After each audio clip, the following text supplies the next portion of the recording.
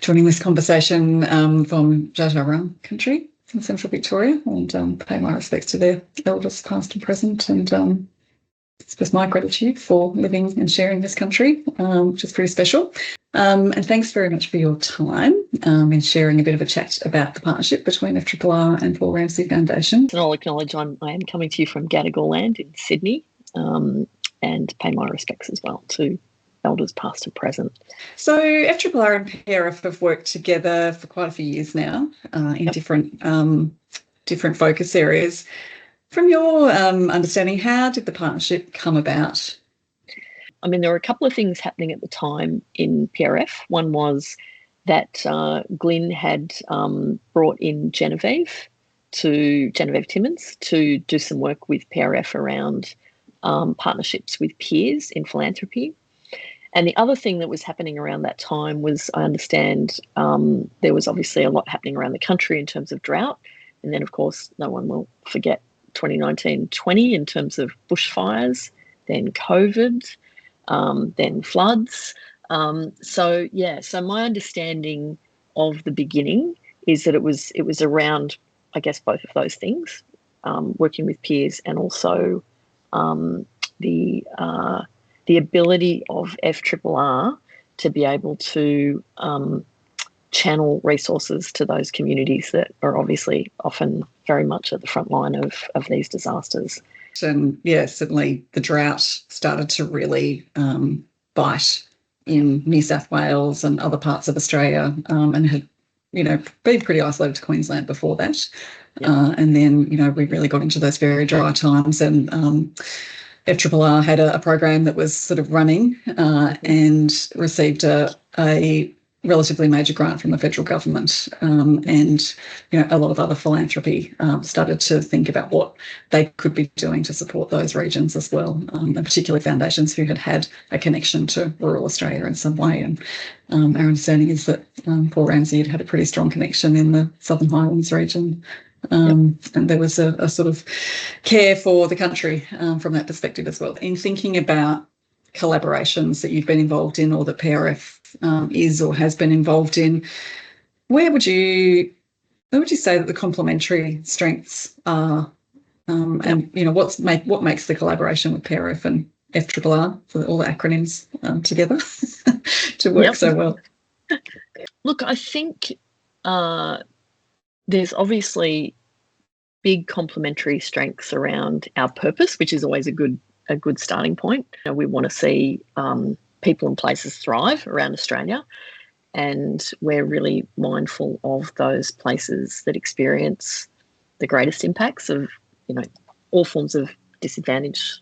And obviously, in terms of rural and regional Australia, that's often where the impact of these disasters is most intensely felt. I think we would come from a similar kind of mindset in how we see those places, not places to be, saved by outsiders, but places to hopefully, from our perspective, try what can we bring in terms of resources, in terms of influence, what are the things that we can bring that will enable those places to, or help enable those places to, use the strengths that they clearly have and demonstrate.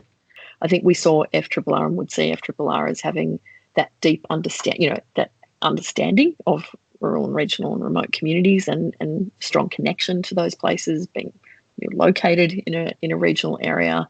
So just that deep knowledge. Like a lot of our funding until more recent times has been a lot on the eastern seaboard, for example. So often we need to partner with people who know other places better than we do. I think the other thing is that we would both, I would say, share a view that we want to be listening to people in communities about what it is that matters to them, what they want to do about it, and how can we back them in. Be interested in your reflections on, how our respective goals and objectives have evolved with the partnership, and how, what your observations of that have been. Yeah. You got any thoughts? Yeah, so I suppose in terms of PRF's strategy, and again, this is not that dissimilar in some ways, a future where people and places have what they need to thrive.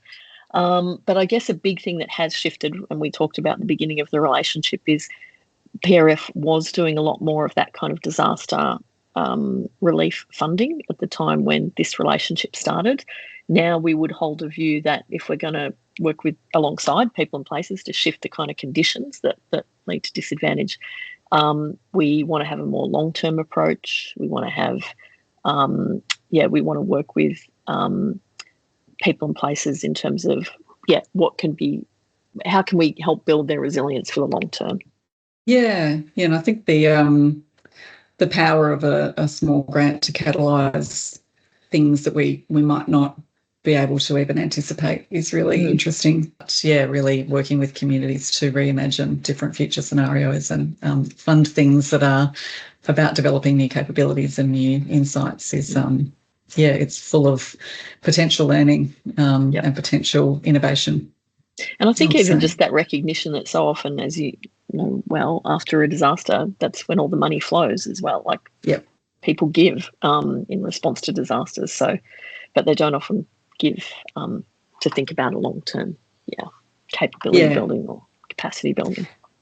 Yeah, that's right. And I think the data would still say that most disaster giving is still in that response phase.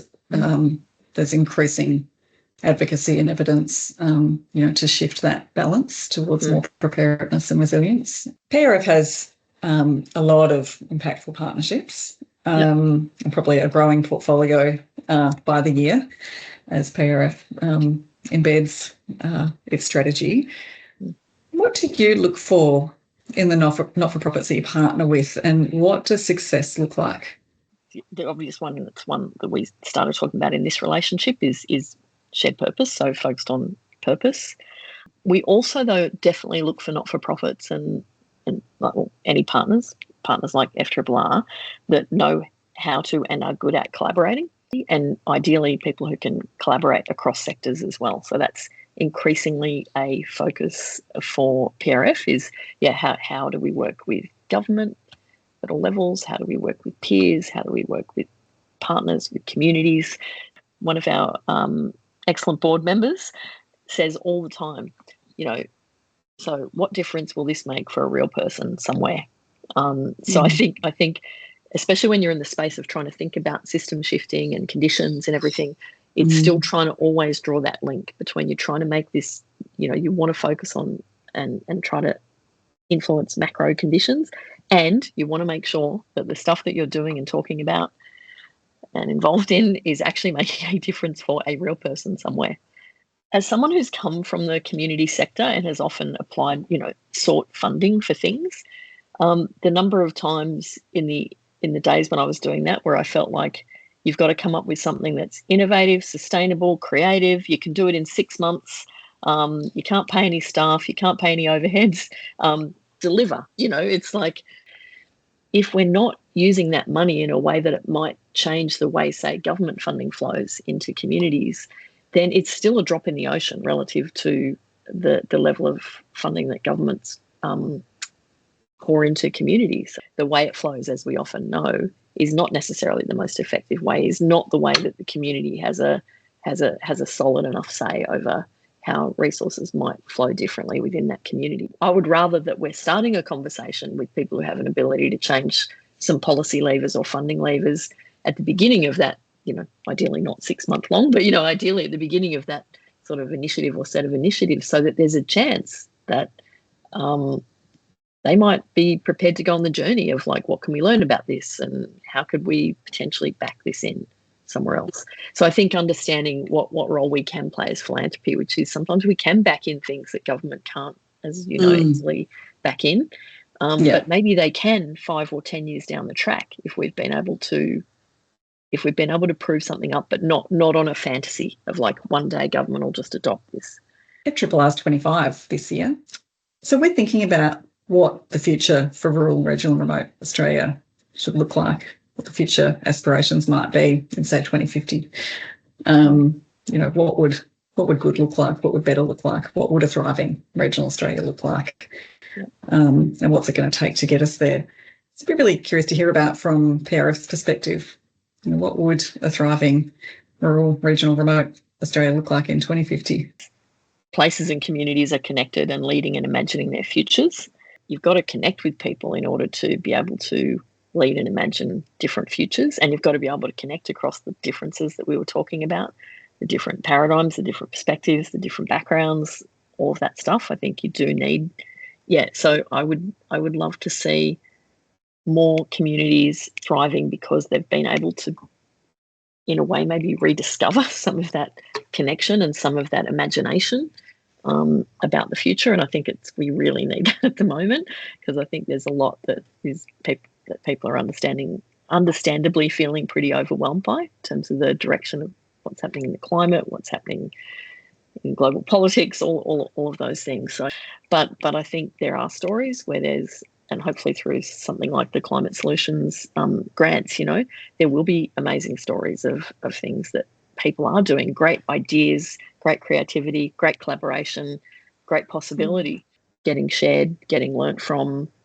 and that the broader Australian society can see this is what's possible. For many communities, just being seen and heard is really important, because they can feel like they're not seen and heard and they don't matter a lot of the time.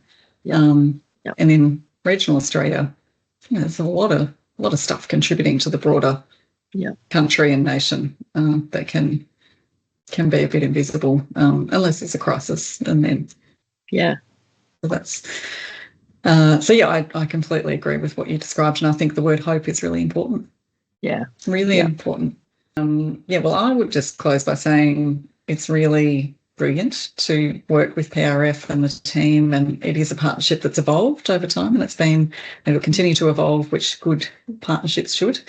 But the comments you made about the sort of some of the shared perspective and starting place about what we think the world needs is really important, and I think we can continue to contribute with our respective strengths and bring collaboration to communities, and hopefully to continue to demonstrate what good collaboration can look like.